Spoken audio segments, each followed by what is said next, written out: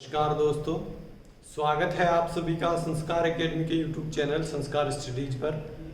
आज देखिए 8 जुलाई 2020 को करंट अफेयर्स के कुछ इंपॉर्टेंट क्वेश्चन डिस्कस करेंगे। ठीक है, शुरू करते हैं। फर्स्ट क्वेश्चन देखिए, किस राज्य ने बलराम योजना शुरू की है? देखिए बलराम योजना क्या है, तो ये किसानों के लिए शुरू की गई योजना है। अब किसने की है? तो उड़ीसा ने। ठीक है, उड़ीसा ने अभी जो भूमिहीन किसान है उन किसानों को ऋण देने के लिए, कृषि ऋण देने के लिए ये बलराम योजना शुरू की है। ठीक है, अब इस योजना में कुल 1040 करोड़ रुपए का ऋण दिया जाएगा, जिससे तकरीबन 7 लाख किसान लाभान्वित होंगे। ठीक है, तो अभी कोरोना की वजह से जिन किसानों को नुकसान हुआ है उनके लिए, जो भूमिहीन किसान है जिनके पास स्वयं की जमीन नहीं है, उन किसानों के लिए उड़ीसा गवर्नमेंट ने 1040 करोड़ की ये योजना शुरू की है, जिसका क्या नाम है? बलराम योजना। ठीक है, अब उड़ीसा की बात है। ठीक है, उड़ीसा की कैपिटल क्या है? तो भुवनेश्वर। भुवनेश्वर उड़ीसा की कैपिटल है। और यहाँ के मुख्यमंत्री की मैं बात करूं तो वो है नवीन पटनायक। ठीक है, नवीन पटनायक यहाँ के मुख्यमंत्री। और यहाँ के जो राज्यपाल हैं वो है गणेशी लाल राज्यपाल है कहाँ के? तो उड़ीसा के। ठीक है, नेक्स्ट क्वेश्चन देखते हैं। हीरो साइकिल ने किस देश के साथ 900 करोड़ का सौदा रद्द किया है? देखिए हाल ही में हीरो जो साइकिल है उसने 900 करोड़ रुपए का सौदा रद्द किया है। किस देश से किया है? तो चीन से किया है। चीन से अपनी जो साइकिल्स हैं, हीरो की साइकिल्स जो मैन्युफैक्चरिंग होती है, उनके जो पार्ट्स इंपोर्ट करता था ये चाइना से। ठीक है, चीन से ये पार्ट्स इंपोर्ट करता था। और इसी के लिए जो 900 करोड़ का सौदा था उसको अभी हीरो साइकिल ने रद्द किया है। अभी क्यों रद्द किया है? तो देखिए अभी बाइकआउट चाइना चल रहा है। चीनी वस्तुओं का बहिष्कार जो चल रहा है, उसी के चलते हीरो साइकिल ने ये सौदा रद्द किया है। अब जो हीरो साइकिल है ये अपने पार्ट्स के लिए दूसरे देश से कॉन्ट्रैक्ट करेगा। ठीक है, तो 900 करोड़ का जो ये सौदा था ये चीन से रद्द किया है हीरो साइकिल ने। अब हीरो साइकिल की मैं बात करूं तो इसकी स्थापना हुई थी 1956 में। 1956 में इसकी स्थापना हुई और इसका जो मुख्यालय है वो लुधियाना में है। ठीक है, लुधियाना में इसका मुख्यालय है। और इसके जो वर्तमान अभी चेयरमैन हैं वो है पंकज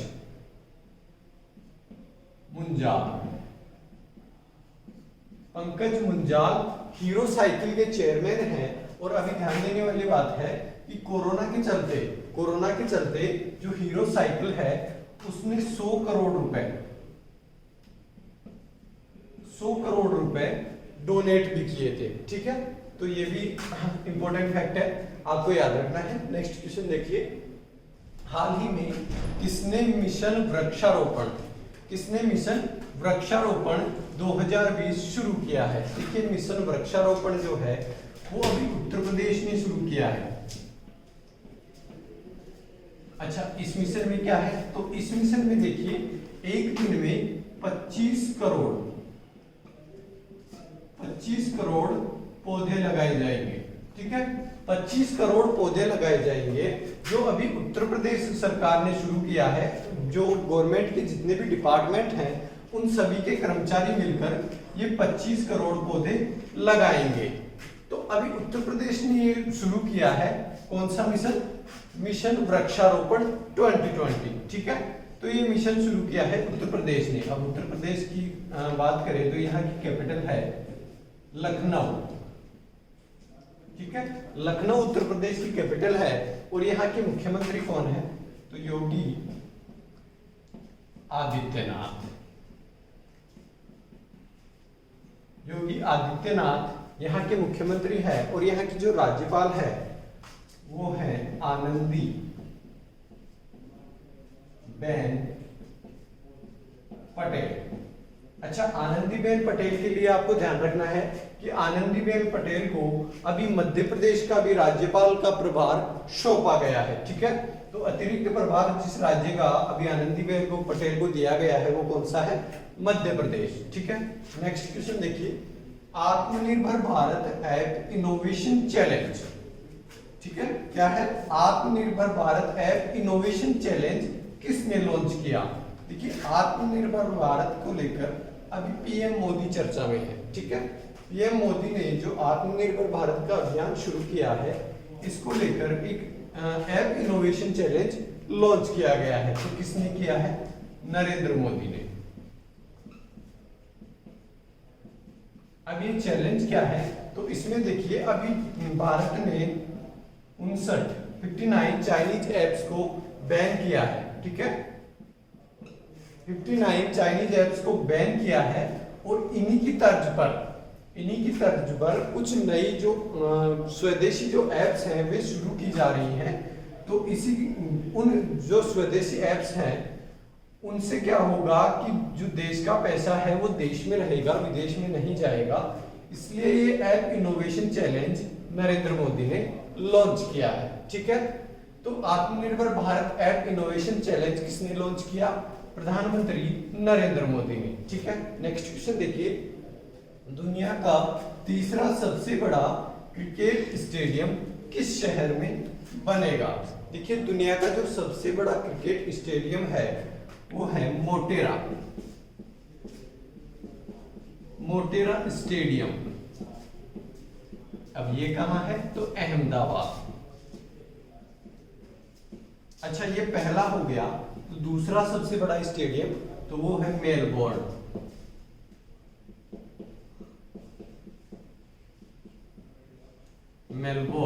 क्रिकेट स्टेडियम।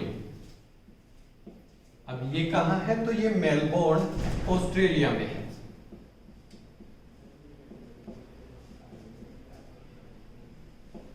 ठीक है, तो ये दो बड़े स्टेडियम हो गए। जो तीसरा सबसे बड़ा स्टेडियम क्रिकेट स्टेडियम बनने जा रहा है वो बनने जा रहा है जयपुर में।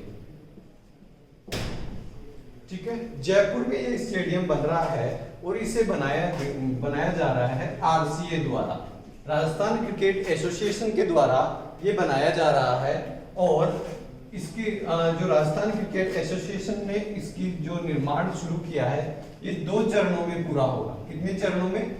2 चरणों में ये निर्माण पूरा होगा। और इसकी जो दर्शक क्षमता है वो 75,000 इसकी दर्शक क्षमता है। अब राजस्थान क्रिकेट जो एसोसिएशन है इसके प्रेसिडेंट कौन है? तो वैभव गहलोत।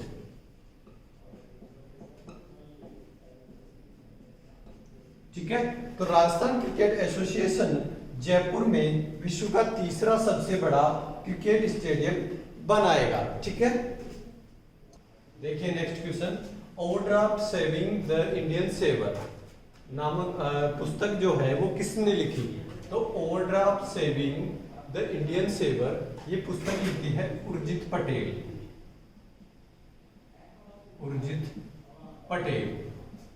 अब उर्जित पटेल कौन है? तो ये आरबीआई के गवर्नर रह चुके हैं। पूर्व आरबीआई गवर्नर उर्जित पटेल ने overdraft saving the Indian saver नामक पुस्तक लिखी है।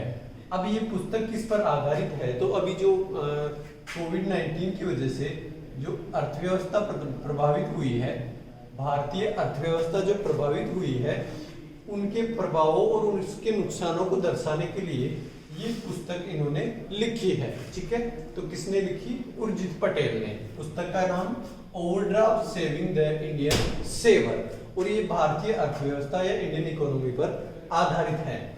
नेक्स्ट क्वेश्चन देखते हैं, अमेरिकी एफसीसी ने किन कंपनियों को राष्ट्रीय सुरक्षा खतरा के रूप में नामित किया है? देखिए एफसीसी क्या है? अमेरिकी एफसीसी तो देखिए फेडरल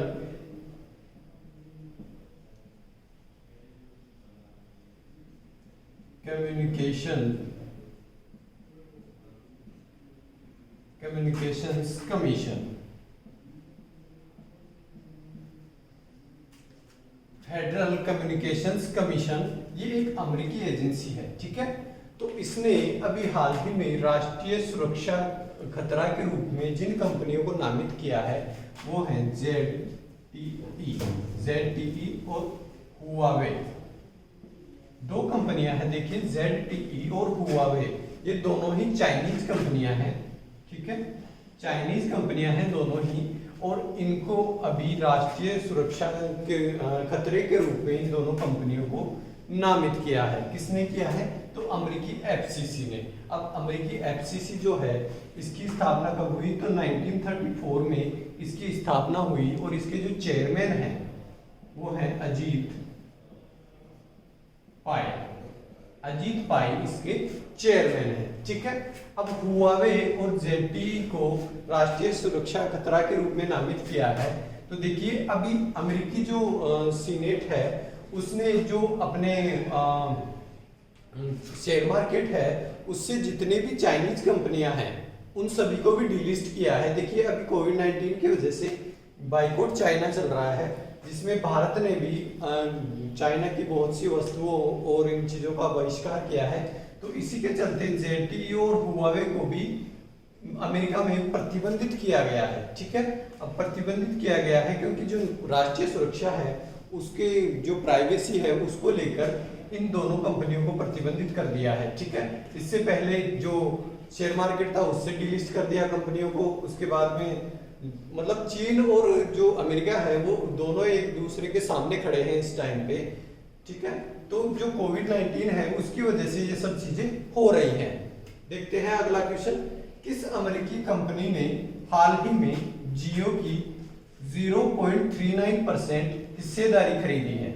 देखिए अभी इंटेल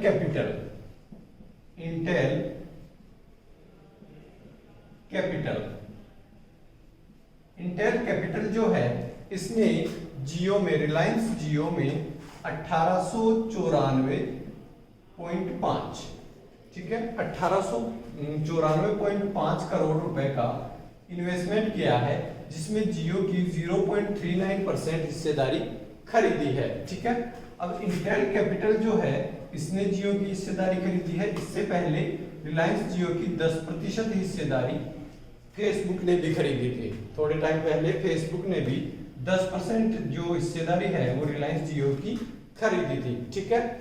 अब रिलायंस जियो की बात है तो इसकी स्थापना कब हुई? तो 2007 में इसकी स्थापना हुई। इसका जो मुख्यालय है वो मुंबई में है और स्थापना किसने की? तो इसके फाउंडर जो हैं वो मुकेश अंबानी, ठीक है। अब मुकेश अंबानी की बात है तो फोर्ब्स की सूची में जो अमीर व्यक्तियों की, फोर्ब्स की सूची है अमीर व्यक्तियों की, उसमें इनका 9वां स्थान है विश्व स्तर पर, ठीक है। तो फोर्ब्स की सूची में मुकेश अंबानी 9वें स्थान पर हैं, ये भी आपको ध्यान रखना है। नेक्स्ट क्वेश्चन देखिए, हाल ही में किसने एलिमेंट्स ऐप लॉन्च किया? देखिए एलिमेंट्स ऐप क्या है? तो ये एक सोशल मीडिया ऐप है जिसमें आप जैसे यूज करते हो फेसबुक, व्हाट्सएप, इंस्टा वगैरह, उन सभी से मिलता जुलता ये ऐप है और जो स्वदेशी है उसको बढ़ावा देने के लिए या आत्मनिर्भर भारत की ओर ये कदम है, ठीक है। तो ये जो एलिमेंट्स ऐप है ये स्वदेशी ऐप है और ये एक सोशल मीडिया ऐप है। ये अभी वेंकैया नायडू,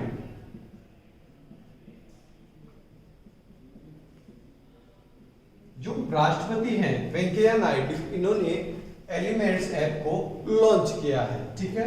नेक्स्ट क्वेश्चन देखिए, हाल ही में छात्रों के लिए लीड नामक ई पोर्टल किसने शुरू किया? तो लीड नामक जो ई पोर्टल है वो दिल्ली सरकार ने अभी शुरू किया है। किसने शुरू किया है? दिल्ली सरकार ने। दिल्ली के जो उप मुख्यमंत्री या शिक्षा मंत्री जो हैं मनीष सिसोदिया, इन्होंने ये पोर्टल शुरू किया है लीड नामक ई पोर्टल। इसमें जो स्कूली बच्चे हैं उनकी पढ़ाई के लिए ऑनलाइन पोर्टल ये उपलब्ध करवाया जाएगा, जिसमें जो सिलेबस है उसमें एक क्लास फर्स्ट से लेकर 12 तक, क्लास फर्स्ट से लेकर 12 तक का सिलेबस अवेलेबल होगा, ठीक है। तो ये जो ई पोर्टल है ये अभी दिल्ली गवर्नमेंट ने शुरू किया है, ठीक है। तो ये आपको ध्यान रखना है।